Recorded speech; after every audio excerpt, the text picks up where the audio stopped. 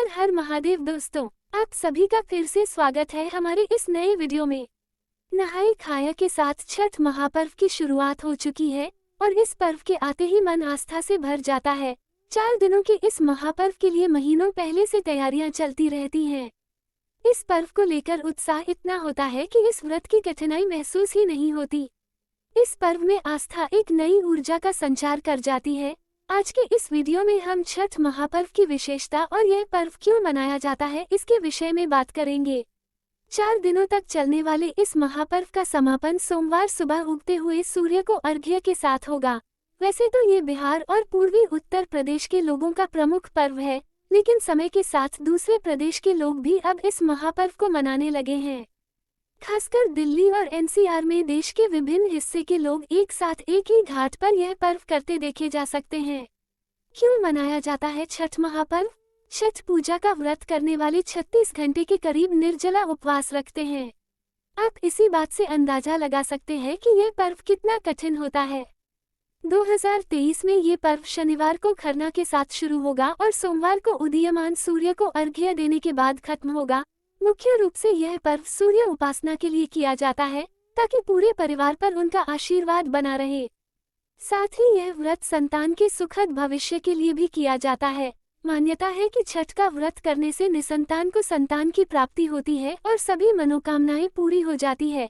यह महापर्व 4 दिन का होता है और छठ माई के लिए व्रत रखा जाता है, जिसमें पहला दिन नहाई खाया, दूसरा दिन खरना, तीसरा दिन अस्ताचलगामी सूर्य को अर्घ्य और चौथे दिन उदयमान सूर्य को अर्घ्य देते हैं। माता सीता ने भी की थी सूर्यदेव की पूजा। छठ पूजा की परंपरा कैसे शुरू हुई? इस संदर्भ में कई कथाएं प्रचलित हैं। एक मान्यता के अनुसार जब भगवान राम और माता सीता 14 साल के वनवास के बाद अयोध्या लौटे थे, तब रावण वध के पाप से मुक्त होने के लिए उन्होंने ऋषि मुनियों के आदेश पर राजसूय यज्ञ करने का फैसला लिया। पूजा के लिए उन्होंने मूंगदल ऋषि को आमंत्रित किया। मूंगदल ऋषि ने मां सीता पर गंगाजल छिड़क कर पवित्र किया और कार्तिक मास के शुक्ल पक्ष की षष्ठी तिथि को सूर्यदेव की उपासना करने का आदेश दिया। इससे सीता ने मूंगदल ऋषि के आश्रम में रहकर 6 दिनों तक सूर्यदेव की पूजा की थी। सप्तमी को सूर्योदय के समय फिर से अनुष्ठान कर सूर्यदेव से आशीर्वाद प्राप्त किया था। महाभारत काल में भी छठ महापर्व की कथा सुनने को मिलती है। हिंदू मान्यता के मुताबिक कथा प्रचलित है कि छठ पर्व की शुरुआत महाभारत काल से हुई थी। इस पर्व को सबसे पहले सूर्यपुत्र कर्ण ने सूर्य की पूजा करके शुरू किया था। कहा जाता है कि कर्ण भगवान सूर्य के परम भक्त थे और वो रोज घंटों तक पानी में खड़े होकर उन्हें अर्घ्य देते थे। सूर्य की कृपा से ही वो महान योद्धा बने। आज भी छठ में अर्घ्य दान की यही परंपरा प्रचलित है। महाभारत काल में द्रौपदी ने भी रखी थी छठ व्रत।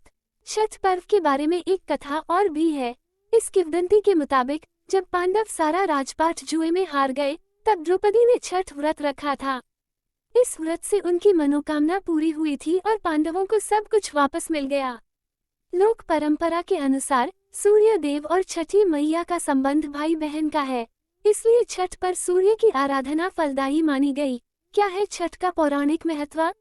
इन कथाओं के अलावा एक और किंवदंती भी प्रचलित है। पुराणों के अनुसार प्रियव्रत नामक एक राजा की कोई संतान नहीं थी। इसके लिए उसने हर जतन करके देख लिया, लेकिन कोई फायदा नहीं हुआ। तब उस राजा को संतान के लिए महर्षि कश्यप ने उसे पुत्रेष्टि यज्ञ करने का परामर्श दिया।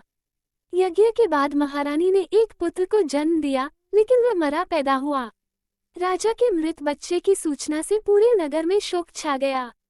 कहा जाता है कि जब राजा मृत बच्चे को दफनाने की तैयारी कर रहे थे, तभी आसमान से एक ज्योतिर्मय विमान धरती पर उतरा।